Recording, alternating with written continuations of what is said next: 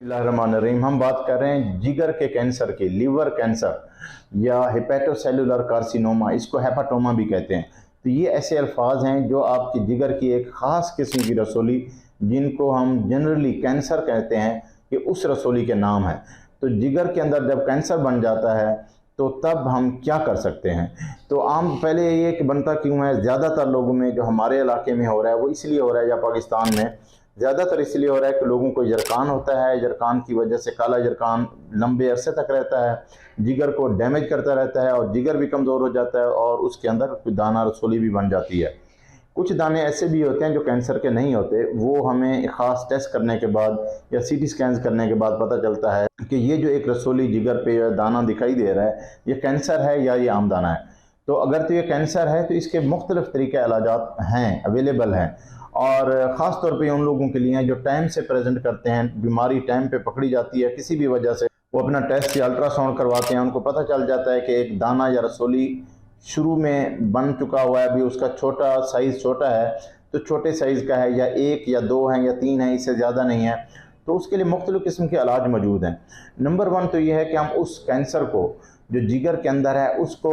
Radio frequency ablation के ज़रिए उसको जला सकते हैं। ये एक ऐसा एक प्रोब होता है जो हम जिगर के अंदर डाल के रसोली में रख के उसको एक करंट सा लगाते हैं जिससे वो झुलस जाता है,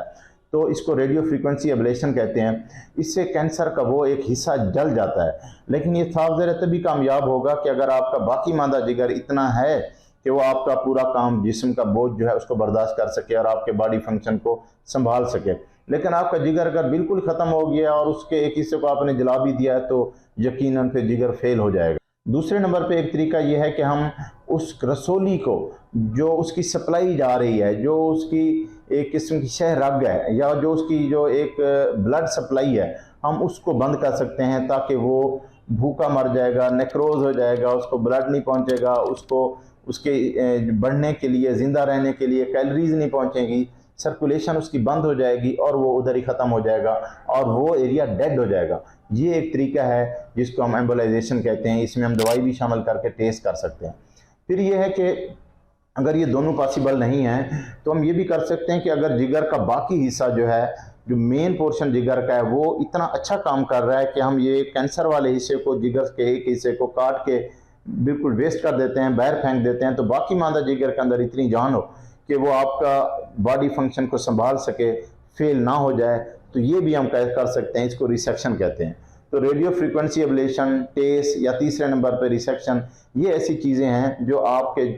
एक ऐसा जिगर जो अदरवाइज नॉर्मल हो, बहुत ज़्यादा कमज़ोर ना हो गया हो, फेल ना हो गया हो, तो ऐसे जिगर के रसोलियों को ख़त्म कर सकते हैं। लेकिन अगर आपका जिगर फेल भी हो गया है तो फिर आपको ये इलाज जो हैं ये आर्जी तौर पे तो कुछ फ़ायदा दे सकते हैं कि ट्यूमर का साइज़ कम हो जाए, रसोली वक्ती तौर पे जो है वो सप्रेस हो जाए। लेकिन क्योंकि जिगर ख़त्म हो चुका हुआ है तो मरीज़ बेहतर नहीं होगा। लेकिन रसोली की अगर सिर्फ रसोली की बात करें तो वो तो हो सकता है डैमेज हो जाएगी इससे, या उसका साइज़ कम हो जाएगा, लेकिन वो ख़त्म नहीं होगा। और अगर ख़त्म भी होता है तो बाकी मदा आपका जिगर जो है वो, क्योंकि ऑलरेडी फेल है, तो वो आपके बॉडी फंक्शन को नहीं संभाल सकता।